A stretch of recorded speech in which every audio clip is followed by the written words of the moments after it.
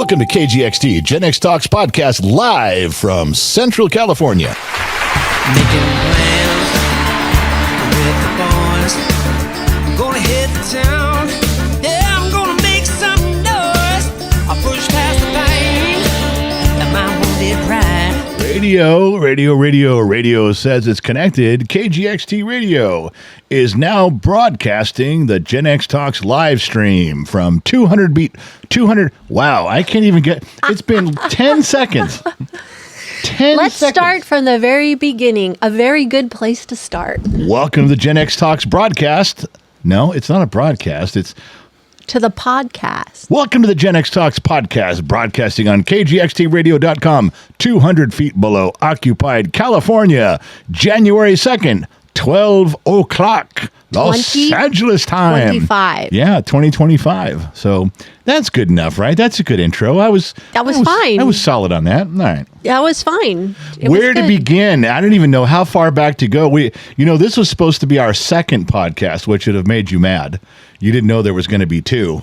But remember on our 12-hour live stream for New Year's Eve, 12 p.m. to 12 a.m.? Yeah, you and Lotorcs messed up the schedule. We did. You guys messed it up completely. Whoa, completely? Yes. Just a little bit off. Because people were gearing up for certain times to be here, and then you guys messed up the whole evening. Well, it didn't help that we, changing over between shows, I did not allow enough time. I was thinking five to 10 minutes between segments because switching locations or switching cameras and people, and one of them ended up being 30 minutes. And it was like, but then, when Lotorcs and I started, we started probably 30 minutes late because the schedule had bumped us backwards a full 30 to 35 minutes. Was that after the cooking show? Yeah. Oh, yeah. And then we went 2 hours. I know. And that went, now it was just way late. Everything, it's like being at the doctor's office. That you have 11 o'clock appointment, you're not getting seen until 11:30. I hate If you have a 1 o'clock appointment, you're not getting seen until 3. Exactly. By the end of the day, you come in at 4 o'clock for an appointment, and they say your appointment's now tomorrow morning at 8. I was going to say you just got bumped till the next day. So that was our first run through switching segments like that. We don't really have a good track record for those super, super long streams. We've tried 4 of them, and I think one of them we pulled off. The first time we tried a 24-hour live stream 3 years ago, we made it like 16 hours, and everybody went, "We're going to bed. This is too much." I think the 12-hour thing went really well. It was excellent, I thought, for the way it was planned out. I think I would have ended the cooking show a little earlier, probably for cleanup, but. Well, there wasn't a lot of sitting. There was probably 15, 18 minutes of after the show was over, the cooking show. Well, the cameras were still rolling. Trippy was trying the food. I was trying the food. Addie and Briggs, we were talking about what you could change, what you could do. We could have cut that out, I guess, and done that a little quicker, and it would have made it easier to stay on track. But there was just some things that we couldn't get out from under. That's okay. Well, it's a learning curve. And here's the problem. We got that real expensive new laptop that was approved by everyone. Everyone higher rank than me approved this in the computer world, and it will function for what we need. But because we used it on the cooking show, and we had all the camera angles on the cooking show, we just set it in here this morning. Briggs and I did, and he's still sick. And we tried to say, okay, let's just hook it up here. Same thing. We didn't even run a lot of cables where they secretly need to go. We laid them right out here on the table. Camera 1, camera 2, camera 3. And Streamlabs, which is what we use to broadcast to you guys on, the main camera that's built into the laptop that focuses on me kept freezing up. Well, how do I fix that? I mean, that's not a camera that I plugged in. It's not a bad camera or a bad cord. It isn't. I didn't source it wrong through Streamlabs. It pops up. It's the camera that comes on. And again, just like with the other PC, the camera quality blows ass. This one on this Mac looks colorfully perfect. And Briggs said, well, we can adjust the color. We can download an app and we can tweak how it looks. Okay, maybe. But it doesn't look anything like this camera does. It's time for a PC instead of the Mac. But then we can't take it. That is a PC. Why can't we can take that with us? That one? What one? The laptop, and just use that as traveling? Right. I agree. I'm talking about your Mac over there that you're sitting in front of. It's time to toss it. Well, this Mac still works great for my work during the day. And I need a big screen. I like this for working. When there's no one in here, I'm not interviewing, we're not doing a podcast. I love this screen. This is perfect for me. For a blind man. Yeah, I wasn't really saying I was blind. I'm saying that... I'm saying you're blind. Yeah, no, could you not? Shouldn't one of your New Year's resolutions been to be nicer to me? It should have been. No, I don't make resolutions because I will break it. So we tried the new laptop in here. It worked great in the cooking show. Did not go well in here at all. And so we quickly unplugged everything, put the Mac back here. We're doing it all from the Mac again, just to make sure that we're with you guys correctly. So we can do the podcast. And then what? We're going to tear it all apart again? I was going to Briggs is sick again today, so it really limits me because there's some stuff I'd like to do. I'd like to go to Home Depot and get those chains you and I talked about. Just get some screws. Put 2 screws in up there, 2 chains, put those lights and hang them. That means either my fat ass or your perfect ass has to be on a ladder. I don't want to do that. And if you can't do the lights, then why do... I want to do all the stuff today, but now I'm worried because you told me this morning we have an interview tomorrow in studio. Yep. So now, how much tear down and experimental do I want to be today if the guy's going to be here at 9 o'clock tomorrow morning? I'd say no. This is going to have to be a Sunday, Monday thing. Sunday, Monday, Tuesday when we don't have anything going on. And Sunday, I have scheduled us to be on the road. Well, so guess it's Monday, Tuesday.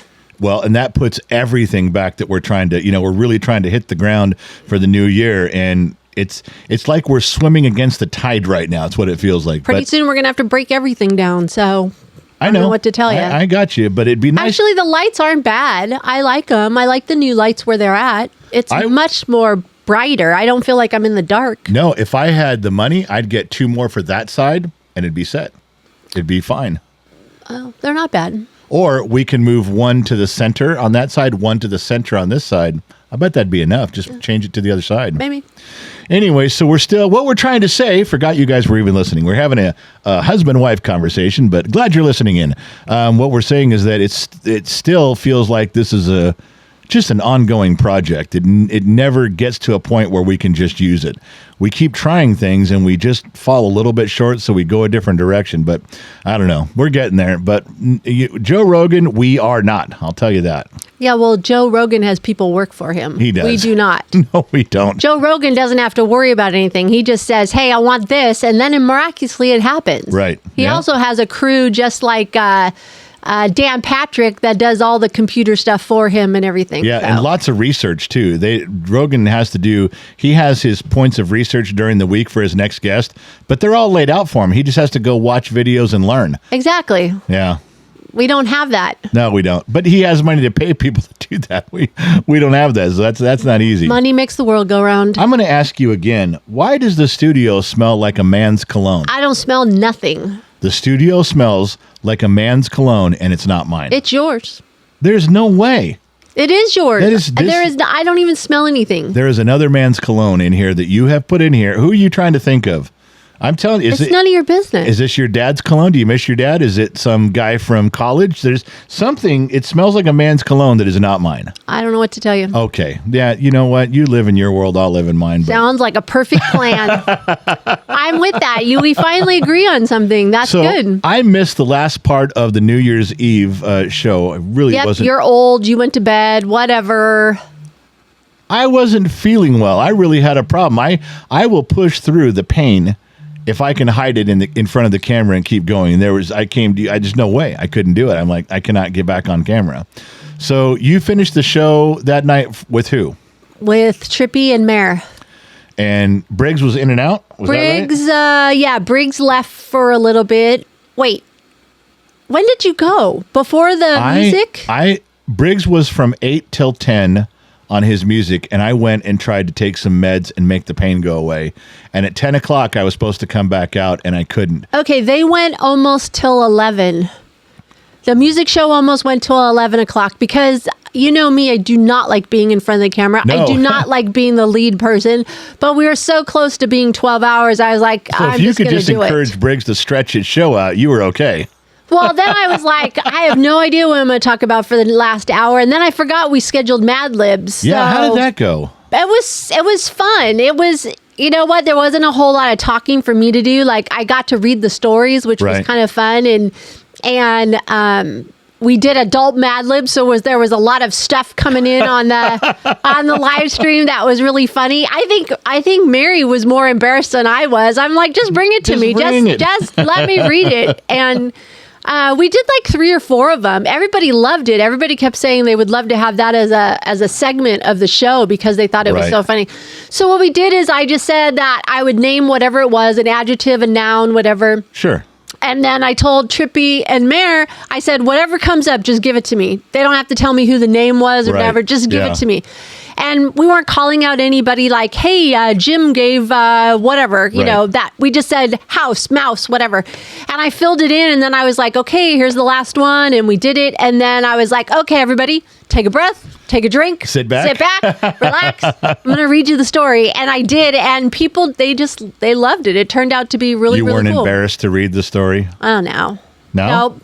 No. All right. Well. No big deal. I don't think the Sun Valley Fox and Donna made it to midnight, did they? Heck no. I don't think so.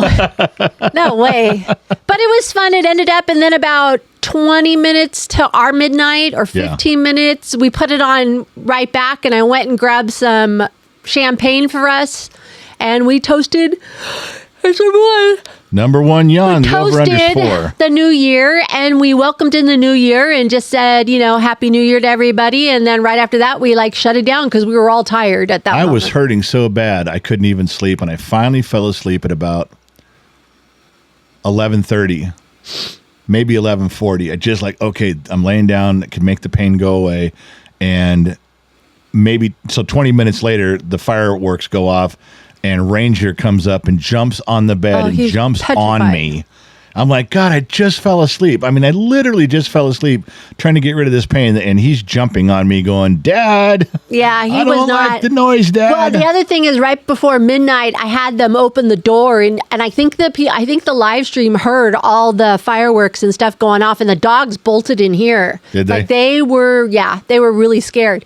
And so we had the door open for a little bit, but it got really hot in here too with all of us in here and stuff. So we waited. Trippy and Mary were like, man, that's really loud out there. I'm like, yeah, this isn't even 4th of July. Like, right. So, it ended up to be fine. I was tired, but I wasn't tired enough to go to sleep. So I went upstairs and was reading. Right. Well, for a little bit. The point of the story was all about me. We're trying to talk about me. Always. Okay, you kind of got off track there. We're talking about me again. And yeah, your dog woke me up, and so I was up for another hour, not hurting quite as bad. It had subsided, but yeah, your dog ruined it for me. But he was really upset. He was not coping with, and that which is.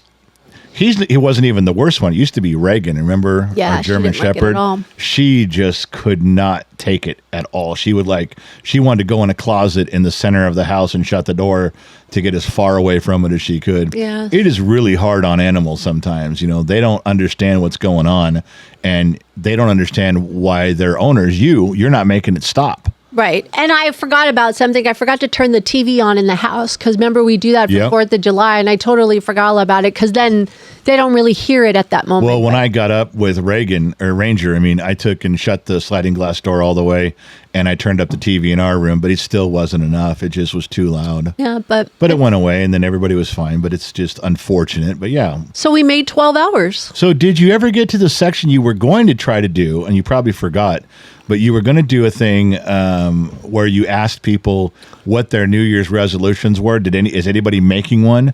And you were going to ask, did anybody make one in the past? You know, we kind of touched on it. We didn't make a big, huge deal. When we came back on, we had like about 10 minutes to go, and I was just talking about resolutions, how I don't make them anymore because I know I'm going to break them. I know me that's not, not going to happen. Make promises when you know you can't keep them. Yeah, I'm like, why should I upset myself over something I know I'm going to do just backfire on? So people said some of them do. Most people don't. Most people don't do it anymore. That's what they said. There was, I would agree that most people don't make a big deal about that. There's a couple things. When you think about New Year's resolutions, it's the first thing that rational people always tell you, or fun fact Freddies always get, why would you do it on New Year's? If you're going to make a resolution for yourself, just do it on March 12th. Why not March 12th? Why not August 3rd? Who cares what day it is? Well, I get when you're saying that, that really makes you sound like some wonderful intellectual. However, there is some significance to starting a resolution on New Year's or on Christmas or on your birthday, on something where you're like, okay, I don't know, it kind of... like a starting point? A starting point. Maybe it's a little motivational. I was going to ask you how it got started. I was going to look that up to find out how resolutions got started. If I had to guess, I would think that someone said, it's a new year, it's a new you, let's make some changes. Maybe something along that line. It's kind of like the thing about going to bed and starting over the next day. It's a new start, like just... I have made New Year's resolutions for lots of years. I've tried. Sometimes I've never made a resolution that isn't still standing today. Let's put it that way. That's what I'm saying. I go, not many do. Like, it just doesn't happen. Or you forget what the resolution was in the first place. Like, what was that? However, I made 3 this year. What? I made 3 New Year's. Who's the proof? Who's the witness? Well, why does there have to be a witness? Why can't I just do this myself? See, there's the other interesting thing. If you make a New Year's resolution, because this is another thing we talked about doing on our show. You and I talked about on the New Year's Eve, getting close to midnight. Okay, let's bring people some in on the telephone. We're going to have phone calls and say, would you like to make a New Year's resolution out loud in front of everybody? And the reason for that is that it's more pressure. It's accountability. It's accountability. That's right. And the downside is that it's public humiliation when you fuck it up. When you only fail. If you let it. Oh, well, right. But I mean, it's, you could say that you're going to do something or not do something. And then when you don't do it after 3 weeks, you've now told everybody. If you do it inside your head, inside your heart, nobody's going to know if you make a mistake or not. And nobody's going to know you made that resolution. Right. Well, I'm telling you that I made 3. I'm not going to tell you what all 3 were. Okay. I can tell you one of them, but all 3 of them. But I will tell you if I mess them up. I will tell you, like in 3 weeks ago, one of my resolutions. Yeah, that didn't work out. That didn't happen.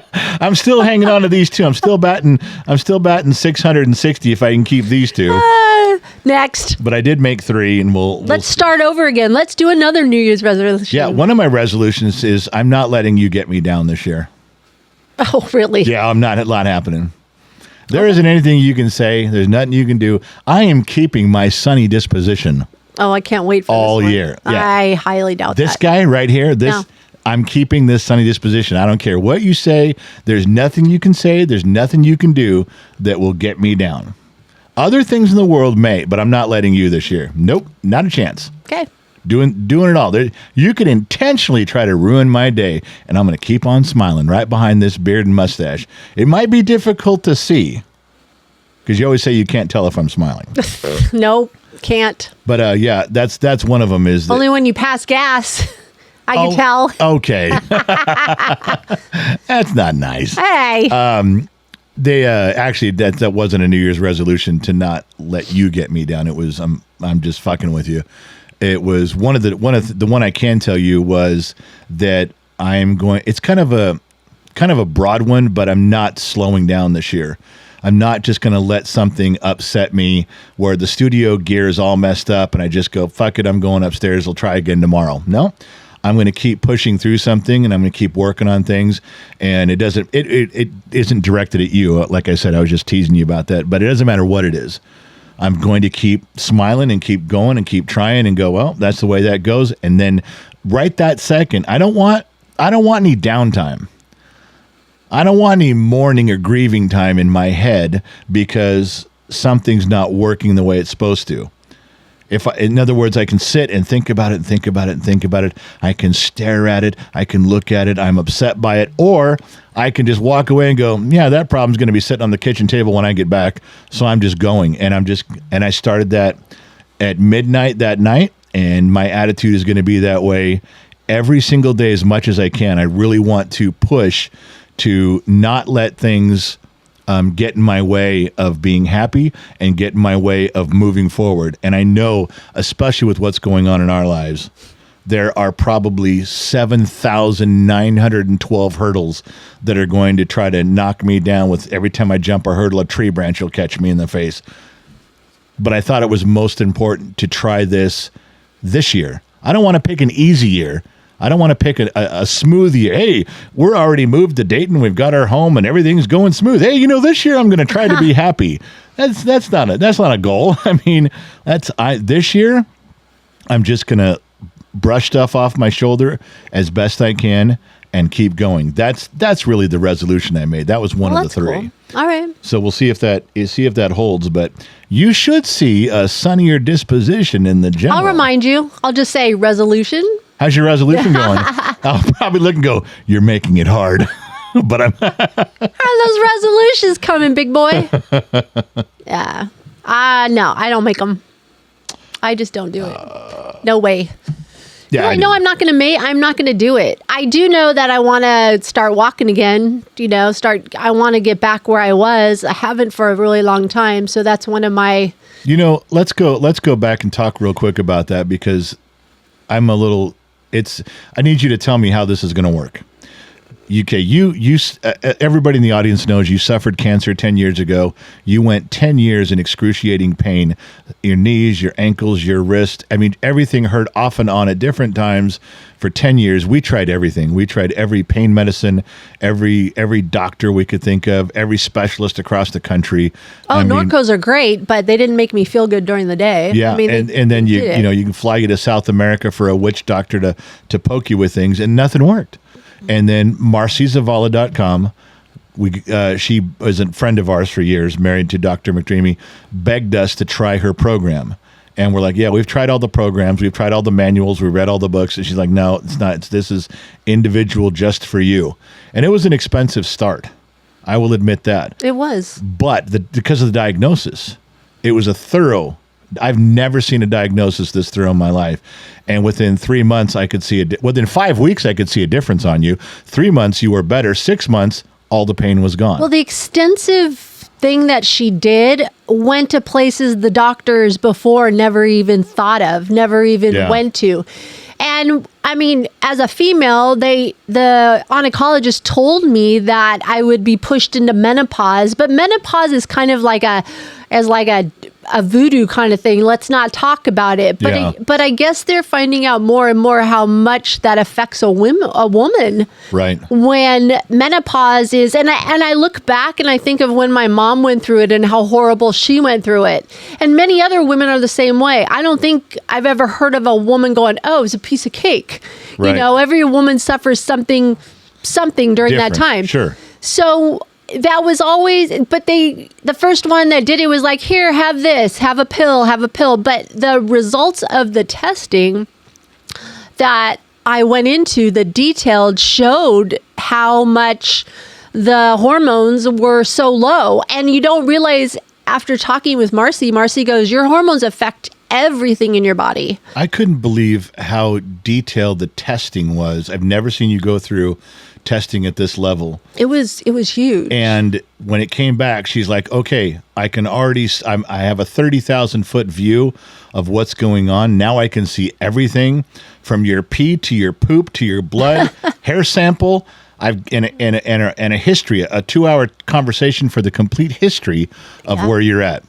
And all of a sudden, she's like, all right, let's start with these. A couple of dietary changes. Wasn't big. Just, hey, I want you to avoid these couple of things. And a lot of it was supplements. It wasn't medication. It went to supplements. That's where she said, I want you to just cut out a couple of these little things for food, that's not even a big dietary change. Then it was add a couple supplements here, and let's change. Now, okay, so we go through this, and we see all the changes. Now we're bringing me up to my question. Okay. So you go through all this, which I consider just a nothing short of a miracle. Coming up to a year. Yeah, and you're back up to where you're functioning again. Now, the times you hurt for pain, you do have that back pain where there's some damage. That's nothing that she can fix. That's either a chiropractor, a physical therapist, or surgery. There's something broken. But other than that, you're getting back to where you want to walk. Now, you used to walk miles and miles. I'm asking this because I'm a dumb mechanic in the middle of the desert. Mm-hmm. When you start walking and you push yourself, to where you're hurting. Like, okay, that's as much as I can walk. I've done as much as I can do for today. Have you now strengthened yourself? Have you built up your endurance because, wow, you pushed yourself really good today? Or did you just wear yourself out? Did your body look at you and say, hey, we only get 1,000 steps today. Once you hit 1,000, you're done. You're going to go sit in the chair the rest of the day. You want to use up those 1,000 steps walking through the neighborhood, go ahead, but don't come home and try to do laundry and get in the kitchen.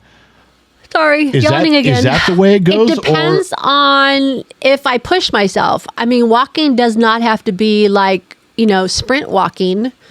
It's just getting myself out the door and taking a walk. There's no time frame. I don't have to do a mile in 12 minutes or something. You're missing the point. No, but pushing myself to that point of trying to break a record. I don't mean you're focusing on the pushing to the very brink of hurting. That wasn't really where I was going with that.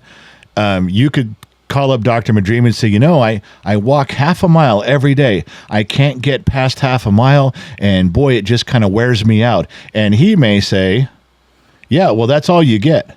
You're never really going to improve. Your body's at a point where you can't exercise and build your muscles back up. That's all you get's half a mile. So if you want to spend that half a mile walking through your neighborhood, go ahead. You want to spend it going around the house with your chickens and your garden and laundry and cooking, go ahead. But you only get half a mile. No, I disagree. Or is it the other way? And I'm asking this as a question. There's nothing to disagree with. I'm asking a question. Or is it the other way where you walk half a mile and you can't really do much around the house afterwards? But after 2 or 3 weeks of walking half a mile, you've built things back up, you're stronger. Now you can walk the half a mile and you can function the rest of the day. How do you know as you're doing the half a mile, how do you know which one you're shooting for here? I mean, how do you know which one is going to happen? How do you know you're not just wearing yourself out? That's all I'm asking. Because there'll be improvement. I mean, you'll know if there's improvement or not. Your endurance gets better. Your legs are going to get stronger. Your breathing is going to get better. You up your heart rate to make it. It affects your body completely. Right, but because you're up and moving. The worst thing you can do to your body is not move. Okay, so when will you know which is true? In about a week. Depends on how often I walk. So if you went walking like every day for a week or so, you'd know, hey, this is working, or oh shit, this isn't working out. I'm just getting wore out. Nothing's improving. You'll know in about a week. You'll know. All right. Well, that's what I was asking, because sometimes you don't. I always think as a dumb mechanic, thinking the things logistically, geographically. I think in other words, if you flip a light switch 1,000 times, it doesn't get looser and stronger and better. You're just wearing out your light switch. Eventually, the light switch is going to break. It's not like, hey, you know what? I sit there for 45 minutes a day working that light switch out. That light switch is getting stronger. Me personally, yeah, it's going to affect me sleeping. I will sleep better. I will see more things. It will have me get endurance where I'll be able to do more things during the day. I mean, it's not going to be easy. So why didn't you make a New Year's resolution to walk? Commit to I'm going to do this. Because I don't want to make it a resolution.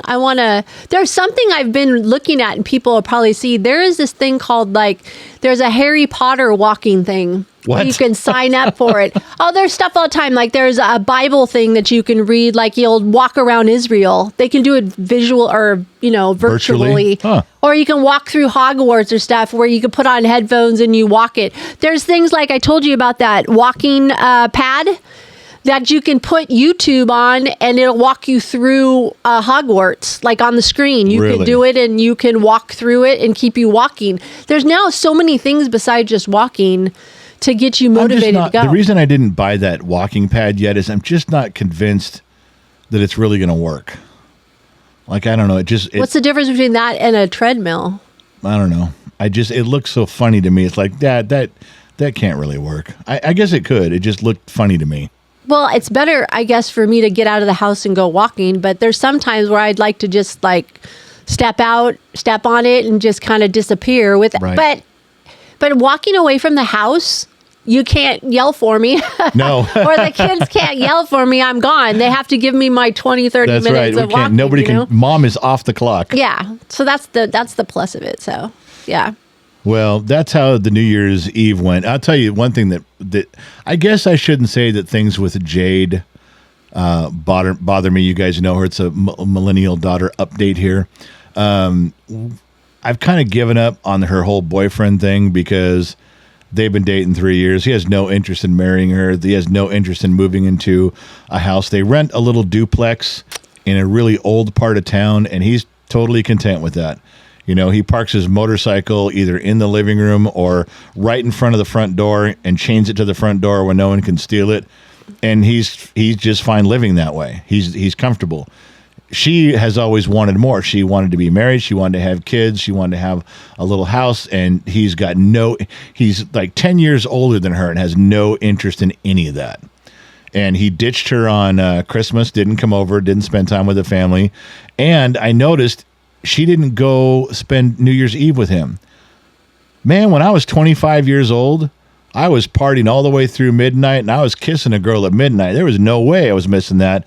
She had no interest in that whatsoever. Just didn't even bother her to not be with her guy on New Year's Eve. It makes me sad. I think I said Christmas and I meant New Year's. It makes me sad. Makes me sad that she's almost to the point of giving up too. Like she doesn't want to wait and go find something that she's super settling. She is super duper settling. And I'm worried about that because eventually she's going to get older and wiser and more mature and realize that she wasted that time away. That she could have been looking for Mr. Right the whole time, but she's settling. You're right. She's settling. You know, I told her that.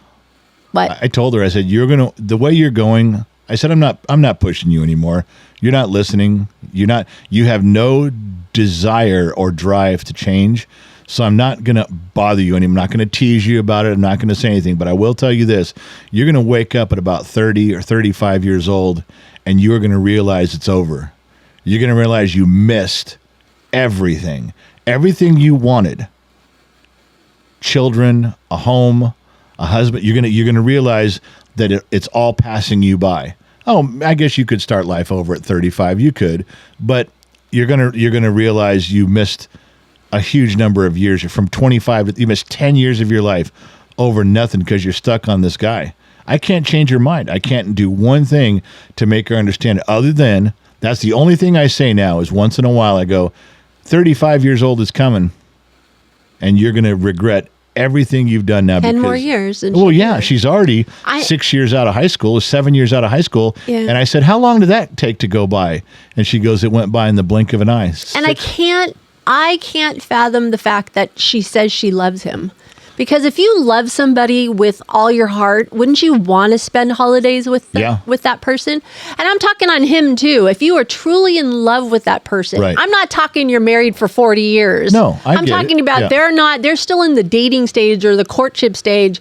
If you're truly in love with that person and want to spend the rest of your life with that person, I wouldn't want to be anywhere but with that person. No, and at her age, I would have gone over to my girlfriend's house and said, fine, you don't want to be with my family, you don't want to come over here, then I'm going to sit with you on Christmas. Yeah, this is shitty and it sucks, but I love you and I want to be here.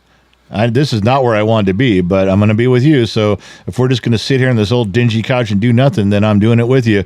But she's making herself okay with every situation that gets worse. She goes, well, I guess that's fine. Then something else gets worse in her life. Well, yeah, I don't mind. Everything that comes along, she just makes herself okay with it. I don't know how to fix it. Well, I got a question for you. Yeah. So, and for everybody out there that's listening, so we knew that her boyfriend was coming over for Christmas. And I was raised when people come on Christmas Day, you always had something for them. Like sure. it didn't matter. Well, I had bought presents for him for Christmas Day. Yeah. And Briggs's girlfriend was supposed to show up, but her family had something going on, which that's totally legit. But right. She came over, Briggs's girlfriend came over the day after Christmas. Right. Went and said, I'm really sorry I couldn't be here for Christmas, but she bought us some things and I bought her something. We exchanged presents and it was beautiful. Jade's boyfriend hasn't shown up, period. No. And I have presents for him. Now, is there a time where it ends up and I return the presents and just be done with it? No. Like it gets to, I'm not going out of my way because he didn't come out of his way to come to my house. My first thought is no fucking ways you getting those presents. That's how I feel. But remember, I'm trying to have a cheerier disposition. And I would say it might it might make more of an impact on him if you sent those presents over with Jade and he realizes that he had a seat at the table and missed it. It's my thought. I don't care what my you thought's do. Totally different. I don't care what you do. I mean, my first inclination, the old general was, fuck off. I guess we're changing because that's how I feel. Send him the gift receipt of what we returned and say, hey, we had something nice for you, but we returned it. You ain't getting shit now. But it was something really nice, just so you know. This wouldn't have been his first Christmas. He knows that we would buy him something. If it was his first Christmas that he was invited to, I might. But because he's been here, like last Christmas, I just don't. He knows the routine. He knows what we do. He knows how holidays go. He just sits there quiet the entire time, barely says anything, and then leaves. So, I don't know. I'm not feeling it right now. And I feel you too. I'm to the point where I'm tired of telling her all the red flags and going, aren't you seeing these and doing this? I'm just tired of pointing it out because she's not interested in it. It's sad. I'm very sad about it. And the worst case scenario of it is in 10 years, she's going to come back to us and go, well, she can't say we didn't tell her. No, she'll say we were right. She'll say you were right. And I say, well, yeah, we knew we were. There was no words that we could tell you. I'll tell you a story that I told her that I thought I got through to her on. Uh-huh. And I said, listen, I need some help with with your niece. And she goes, what do you need? I said, we need to go to your niece, which is our granddaughter. And I said, she's 4.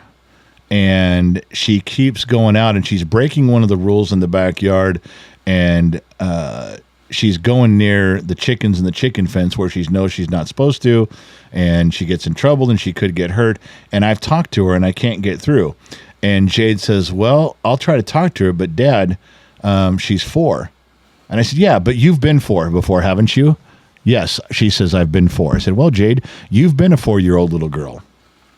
You should be able to know the words to say to get her to behave in the backyard and not go near the fence. He says, well, I've been 4 and I know all the words to say, but she's 4 years old. She's kind of dumb, Dad. She's just going to keep doing the wrong thing until she gets hurt on that chicken fence, and then she might figure it out, but I'll try. So she tried, Jade went and talked to our granddaughter who was 4.5 or 5, I guess. And she comes back and says, all right, I talked to her, Dad, but I don't think it did any good at all. And I said, why don't you think it did any good at all? She goes, well, I was a 4-year-old little girl. I know exactly what you're trying to accomplish, and I knew exactly what words to say to a 4-year-old little girl. But Dad, I know it's wrong. You know it's wrong. She even knows it's wrong, but she's just going to keep going at that fence and the chicken. She's going to get hurt anyway. Maybe if she gets hurt enough times, she'll stop going over there. And I said, that's the problem I'm having with you. And she said, what do you mean? I said, I know what it's like to be in your position in life. I know all the words to say to stop you from doing what you're doing. I can see it as clearly as you can. You're 20 and you can look at a 4-year-old and you know exactly what's going on, but you cannot find the words to correct the course, can you? I know exactly what you're doing in your life, Jade. I cannot, for the love of God, I cannot find the words. You keep walking right over to that chicken fence and you won't stop. And she all of a sudden got this look like her jaw dropped. And I said, there's just no communicating. Our granddaughter walks out there and doesn't care and thinks she knows the world. You feel the same way, and you don't. I just can't find the words. That was the one time I thought I got through to her. Well, maybe for that moment. Well, it was for the moment, but it didn't stick. Nothing changed. We're 2 or 3 years down the road. I think the overall scheme of things is they're friends.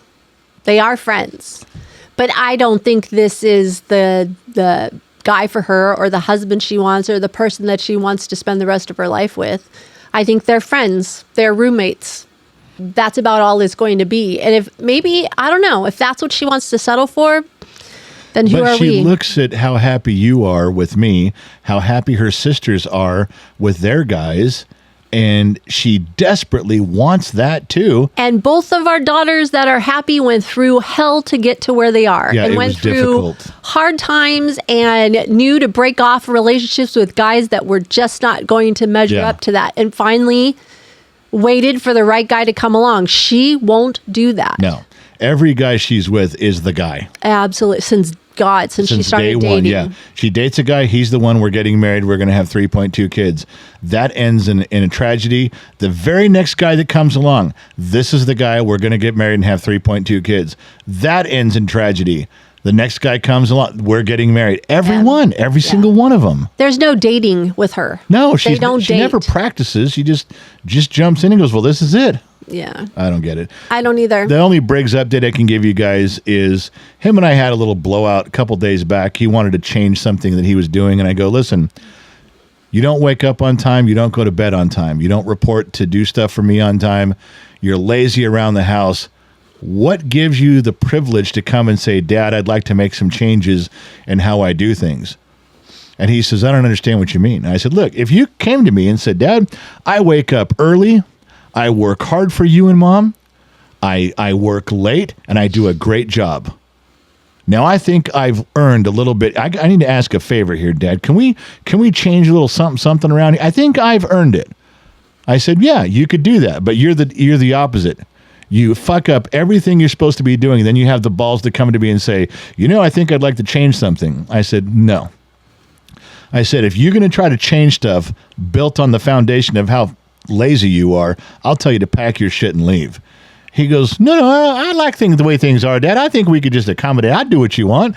And he did quickly, tucked tail and ran away. And to his credit, he has been pushing himself being sick. That was one thing. There's a couple things about Briggs that are just amazing. Like, one, he is just a kind-hearted child. He's a very loving and attentive child to stuff like that. He's always been that way, and he's just a solid, emotionally good person. You're welcome. He got that from my side of the family. Not from mine. No. And and he's a great driver. You could trust him driving anywhere. He got that from your side of the family. You want to drive? You want to tell him you could drive a brand new car. He wouldn't scratch it. And he's a very good driver, and he pays attention on the road. He doesn't run red lights or stop signs. He's very good at that. Yeah. There's a lot of attributes he's got and skills that he's done very well at. But some of the things, he's across the fence on can't even get there from here. But I don't want you to think he doesn't have a lot of good things going for him, just the lazy factor. So and one of the good things is he pushes through. When he's sick, he's like, I'll try. He gets up and tries. Every time he's sick, he tries to do the job. He tries to continue pushing through with whatever he's asked of. And that's a big thing too. Yeah, he does. The only bad thing is, part of his laziness is he's trying to get this one job. I guess he's on his second interview now, and now I can't remember where it was. The tire shop guy? Oh, the tire shop guy. He wanted to sell tires. I'm not exactly no, but he is. He's working on it, and he's still applying to other jobs because I've been sending him some as a... Well, that's what I wondered. Is he actually doing something or just sitting going, yep, I'm just hanging on to this one? No, and we talked about it through the holidays, and I said everybody that's hiring kind of puts a stop on it through the holidays because not many people are working, and they just don't want to be bothered. I told him, hang on, after the holidays, after New Year's, after we get through this 1 week, I told him it probably won't happen till the following Monday. Right. I said, you'll see it pick up. I said, don't give up because then people are starting to look and they'll get focused again. So he hasn't given up on that, but. Well, we did have another little come to Jesus and he kind of got it. He's like, oh shit, I get you. And he is trying to get a job, kind of. But I told him looking for a job is a full-time job. Get up at 8 a.m, don't come back till it's, dinner time. Yeah. I just haven't done that to him. Last time I did that, he ended up at Cutco. So I'm not sure if I did the right thing or not, but he is moving things around the board. Can we do a timeout? Can you just stay here for a minute? I can. Break for a minute. All right, so there she goes. I'll tell you what, I will tell the car story because I know that she's asking for a car story, and so it always helps when I tell the car story if she giggles and laughs while I'm telling the story. You're going to have to put in your own animations on this, but there was a time I was working here. I had the shop here in town.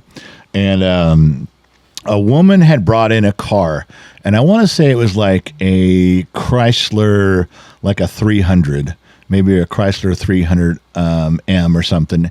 It was just a Chrysler. It was a nice looking car, and she kept it really clean. It was her car, and she had it towed in, and she comes in and says, I crashed into a car this morning. And I said, oh my God. I mean, it was a customer I knew.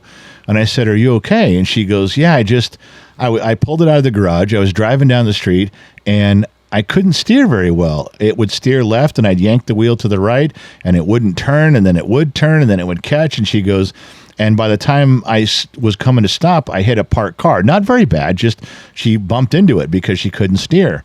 She goes, I don't know what happened. I just drove it out of the garage. It didn't, and it just did this. And I said, all right, well, we'll look. So tow truck brings it in. And I tell her, I said, did you have any trouble with this before? She goes, no, every time I've driven it, the car's been fine. And my husband drove it last night and he didn't say anything was wrong with it. And now here we are. And so I put it up on the rack and the steering's broken. Her rack and pinion is broke almost in half. There's no fluid left in it. I'm surprised the power steering pump was whining away. I'm surprised it even steered at all, but she didn't drive very far. I guess it made it. And it was just horrible. Tough to steer, and then it would skip and jerk I'm surprised she could even get it to turn. Once the wheels went one direction, I'm surprised she could even turn the steering wheel and have it come back. So, I raised it up in the air, and I called her back there, and I said, now, you're sure you didn't do anything? She goes, no, nothing. I said, well, your car has suffered an impact. Your car, you ran over something. And she goes, I didn't run over anything. She goes, I told you that I ran into a car in my neighborhood. I kind of smashed into it a little bit, but even that was just at really low speeds. And I said, no.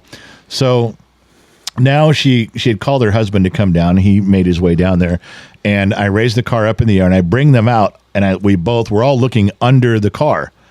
Now, the one thing I can point out is the impact where they hit something. It hit the front bumper and tore it up. The radiator's pushed back, and the skid plate underneath. But the other thing was the entire underside of the car was yellow. It had yellow scrapes all along the underside of the car. And when I pointed it out, the wife turns to the husband and starts beating him with her purse. She's making a fist, and she's punching him with the palm of her fist. She didn't know how to throw a punch. She's hitting him downward like, she's mad. This isn't her joking around. This was her being furious. And now I'm kind of at a loss.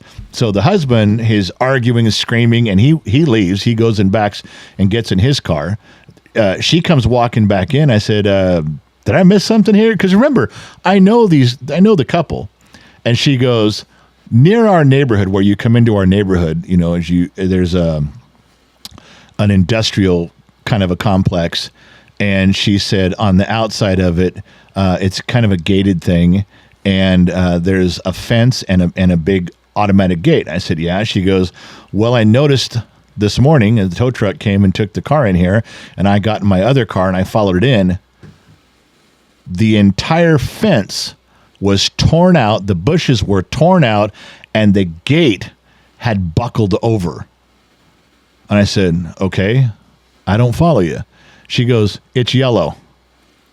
She goes, my husband got drunk and ran over that last night, obviously, and ripped up all of their fencing and their bushes, drove home and put the car in the garage and didn't tell me. And then I come down here to you telling you the car doesn't steer. And she goes, I said, well, at least it wasn't me getting the guy in trouble this time. I didn't say anything. She figured it out while he was standing there. And that was what was coming out of her mouth. You asshole, you got drunk last night. You ran over that fence. No, I didn't. Bullshit. The whole fence is torn down. The whole fence is yellow, and under our car is all yellow, and it's 3 blocks from the house. You she went off. And it turns out she was right. You listen later on. We fixed the car. We put everything back to the way it's supposed to be, put all the new parts on it and cleaned it up. And then she had the front bumper and everything repaired and painted and all that. But yeah, when they finally got done with us and came pick up the car, she goes, yeah, he admitted it. he was drinking and didn't want to tell anybody, and he couldn't tell how bad he'd messed up the car, so he just figured he'd let me drive it, and if something came up, I'd take it to the shop, and he'd say, "Oh, what? That's kind of weird. That's kind of weird. What happened there?" So yeah, there's. What, did he forget that he hit the fence down the street? Oh no, he hid it from her. He had run over and put the car away. She got up. The part of the story you missed when you walked away. She just got up in the morning, got in the car, started driving it through the neighborhood, and couldn't steer. Oh gosh, she couldn't steer right. She hit a parked car, not going very fast, but she's like. So she had it towed in. She's like, "Oh, I got to pay for their car. I don't know what happened. I can't steer." She didn't even get off her street, I don't think, or maybe the next street over, she told me. Wow. And I kept saying, "Well, you broke some stuff." She goes, "I didn't hit anything." And then come to find out, when the whole underside of the car was scraped in yellow paint, she knew exactly what happened. Bad. So there's your car story. Speaking of Las Vegas, tickets are still available on the website, genxtalks.com. January 25th, we will be in Las Vegas we're going to be in there for a weekend. Coming fast. But the day is Saturday, the 25th. That's the main event where everyone will be there. The tickets are on sale on the website, and the ticket covers the entertainment, the venue, dinner, a couple drinks. Yep. I mean, it's not just for entry. It covers quite a few things. And also, I am putting together a little giveaway bag for anybody that attends. Oh, far out. So they're getting a lot for the money that they're paying there for that. So also, I think it's important to note with your ticket purchase, I'm going to have my particular handsomeness turned all the way up to 9. Now, you don't normally see that, ladies and gentlemen. But live and in person, a 9. I will turn my handsomeness up to 9. Well, I don't know if I can handle that. Well, it may put you back on your heels. You have to deal with it. And I'll be there too. And my +1, my sidekick, Gen X Mom, your queen. But yeah, so I've gotten quite a few conversations now that, normally we say people are leaving on Sunday. They stay through the weekend. They go home on Sunday. So it's like, well, do we schedule something for Sunday? Maybe an early morning event, on your way out of town event. And we're thinking an escape room or miniature golf. But there's quite a few people that are staying till Monday. Yes, there are. So now they're like, well, for all of us that are staying, could we do an escape room at 10 in the morning? Could we do miniature golf at 4? Could we all meet for dinner at Yard House or Lucille's or something? I mean, if there's not a ton of us, can we all? So now there's starting to be a group of people that are staying, and they're going to buy their own tickets for these things, of course. But now they're like, there may, if we get 200 people at the main event, there may be 30 that go to the escape room, then to miniature, and a group within the group, as they say. We're going to have a staff meeting this upcoming week, and we're going to decide what's going to happen. Right. We may have to, after the main event, we may have some staff run off to the escape room. And we may tag along in the morning. I don't know exactly what we're going to do. We're going to finalize Sunday this next week. What I was getting at was that we were trying to pick between one of the two. Right. And we may not have to. We may just do one in the morning at like 10 in the morning on Sunday. If you're still in town, we're all going to be over here. And then at 4 in the afternoon or 2 in the afternoon, we're all going to be at miniature golf here. The miniature golf place that we're looking at, the one that Josh recommended, our KGXT manager, is a place where if you don't want to play miniature golf, you can still hang out there. It's a place where we can hang out, have drinks, have appetizers. Yeah. But if you want to miniature golf with somebody or staff or whoever, you can participate in that too. It's kind of a place where we can hang out for a really long time. The escape room is a place where you can just go do the event and then you kind of have to go. That's why I wish there was a waiting area at the escape room. But there isn't. No. That'd have been okay. But the miniature golf does. That's what I'm trying to see if we can gather some people to go, and then because you'll be able to, even if you're not participating in the miniature golf, it kind of rotates around you, so you can kind of see everybody at the same time. Well, and there's a couple people that say, "Hey, we heard you guys were going in Thursday night." And I said, yeah. And they're like, well, what are you doing Friday? And I said, well, we're making sure everything's set up correctly. We're kind of making sure the event is programmed correctly, but nothing other than a staff dinner. There's a couple people who says, well, if we're there early, do you want to grab lunch? And I'm like, I really don't know. I can't believe how many people are coming early and staying late. Yes, I know. They're making it a whole weekend. And I don't want to leave them out if there's something. If I'm not doing anything, I don't mind. Right. I don't mind at all. I know. It's going to be a really fun weekend. I can't wait to meet a lot of new people we haven't met that are going. I'm pretty excited. So I know you didn't see this. This is kind of a, it's not really a touchy thing. I won't get graphic on it, but no one would know. Okay. First of all, if, right now, people that watch the live stream, people that watch the podcast, they just see what's on the screen that we put into Streamlabs. I can be over here off to my side looking things up on the internet. I can be looking up definitions or dates. I can be doing research. You guys can't see that. Okay. It's off screen. Right. The only way you could see that is here in the studio. There's a big monitor up on the wall, and that shows everything I'm doing. Right. But that's only for you. That's only if you're in studio, you can glance up on the wall and see everything on my screen. The people watching the live stream only see what I drag into the live stream. Right. So I was looking for that picture of, you said you sent me a picture of Charlie Brown when Lotorc and I were on. Uh-huh. So Lotorc and I were talking, and I said, we called you during the live stream and said, hey, I need to see if you can get that picture. And you said, I've already sent it to you. It's in Telegram. So I said, oh, okay. And we hung up with you. Now, on my screen that nobody can see, the live stream can't see. Right. I pull up Telegram and I start scrolling through your Telegram. Right. Trying to find the picture you just sent of Lotorc in that brown shirt at the All-Star Bowling event. Right. Do you remember what 30 pictures you sent right before that? Only for my husband to see? Uh-huh. Well, I scrolled Great day. I scroll right through these, and Lotorc looks up at the monitor and goes, hey, there's people there. Hey. You can hear him, and everyone on the live stream's like, what's he talking about? You know, they're like, I scrolled through pretty quickly, but I was trying to get to it. I didn't even think that it was going to be up on the screen. Oh, great. Thanks. I knew that other people couldn't see it because it was just on my screen. And we get all the way done. It was only on the screen for 2 seconds as I'm scrolling through. But he was warning me, people can see this. And I said, no, they can't. Sorry about that, but no, they can't. We got the picture. We finished the segment.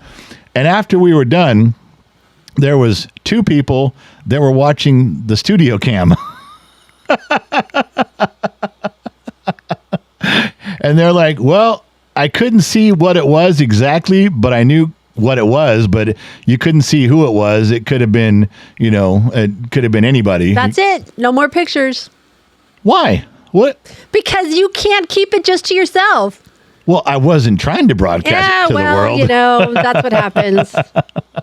You've lost your privilege. So Lotorc got a quick look, and then 2 people on Discord camera got a picture, but they don't know who it is. It could have been anybody. So I thought that was funny because it didn't anticipate people.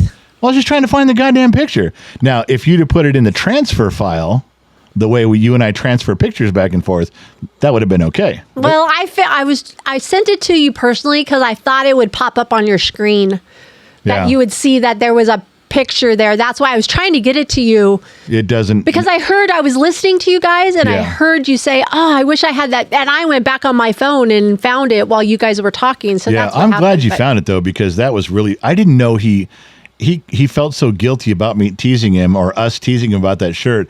He goes, yeah, I was out at the bar one night. I was drunk. And this guy I just met. He goes, I just met this guy like an hour before.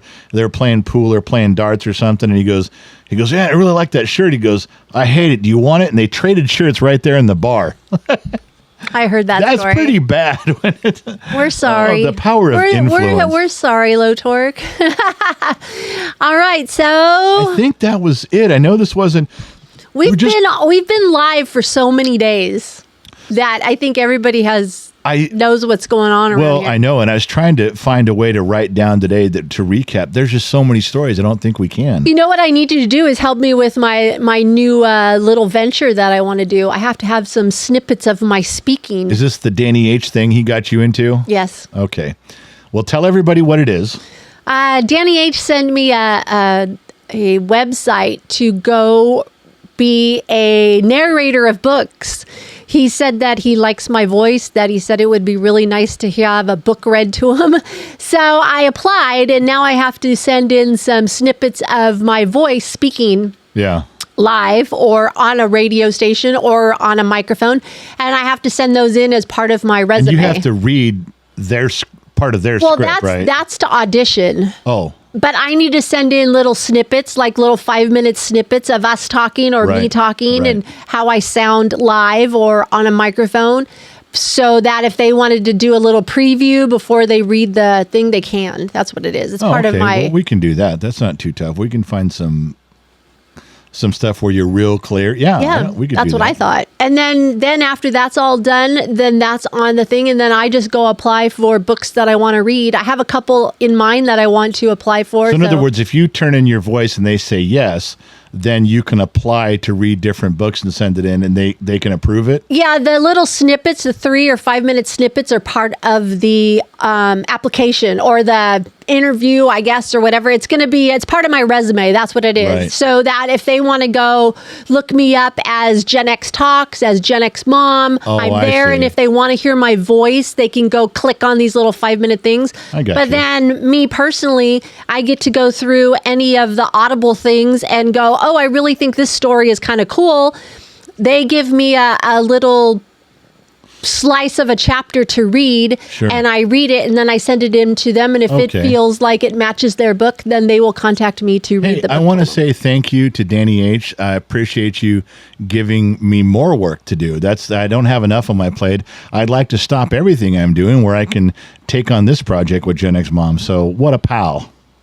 What a pal. I thought that was and it was really nice of him to say that to me. Why not? That could be kind of fun. I read anyways. That's just like if I gave his 3-year-old a drum set for Christmas and he has to listen to the drum set all the time. I thought I was just being nice. I thought I was just being helpful. Well, you'll just have to teach me how to record. That's all. Record my voice. So when we're done in here at night, I can come in and read and easy to do. Well, then that's what you have to show me how to do. Super simple.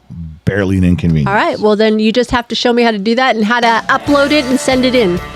All right. So I think that's it. I think we're done for now. Yep. You want to say goodnight, Gracie? We're done. All right. Good night, Gracie. It was nice spending time with you. Yeah. Thank you guys for tuning in. I'm not sure where you're listening in from around the planet. AM, FM, Sirius XM, or perhaps you tuned in on the Armed Service Radio Network. Remember 2 things in life. Number 1, wherever you go, well, there you are. And number 2, I'll catch you guys on the flip side because I'm out. Bye. See you later.